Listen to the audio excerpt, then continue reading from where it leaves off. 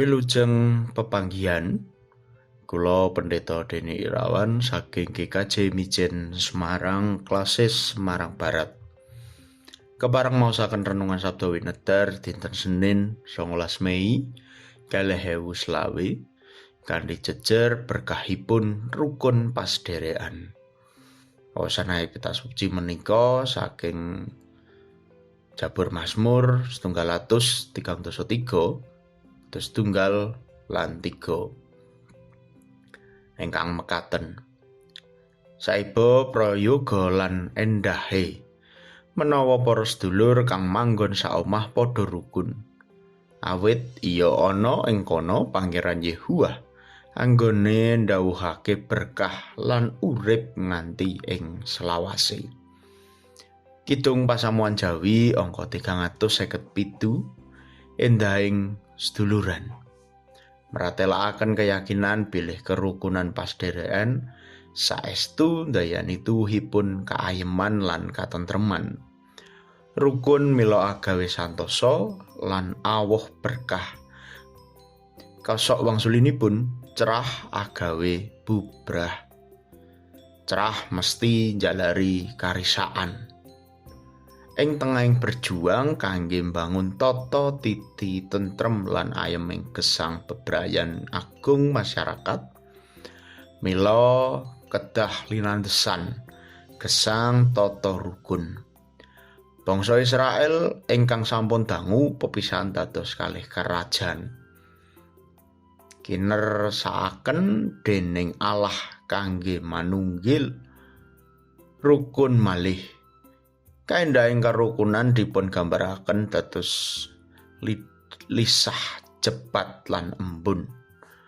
Bangsa lisah jebat meratandani kasucen lan kapingahan. Inggih rukun ratandani kalih pihak sampun sinujakaken dening Allah lan kanthi mekaten berkahipun Allah badhe luber kados dene embuning sisih ler dumugi kidul. Saestunipun mokal embun saking Pareden sisih ler ngantos saged nelesi pagunungan sisih kidul.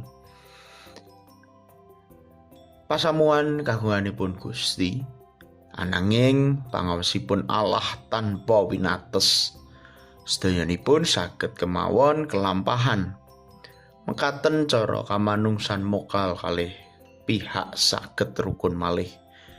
Nanging yen sedaya kaasta dening Allah, mila ingkang mokal mesti saged kelampahan. Kasensem bab endahing kerukunan. Mila Yonatan bangun prasetya kalian Daud, bab anggenipun badhe gesang rukun, boten badhe pepisahan. Makaten ugi kelampahan para rasul. Nalika wonten gesehing pemanggih pasamuan Yerusalem, kalian pasamuan ing Antiokia, lajeng wonten utusan ngawontenaken bedamen bangun kerukunan ing antawisipun pasamuan-pasamuan. Sedaya sami pitados bilih kerukunan mesti badhe ndatengaken berkah. Pangandikanipun Gusti wau saya nyatosaken sikep kita bilih Gusti boten ngersakaken kita sami sengit-sengitan lan cerah saha ngantos pepisahan ing antawis kita sebrayat sapasamuan lan ing masyarakat. Gusti nyadengaken berkahipun tumrap tetiyang ing gesangipun sami bangun kerukunan. Sumangga kita demen gesang rukun lan ngerukunaken. Gusti berkahi. Amin.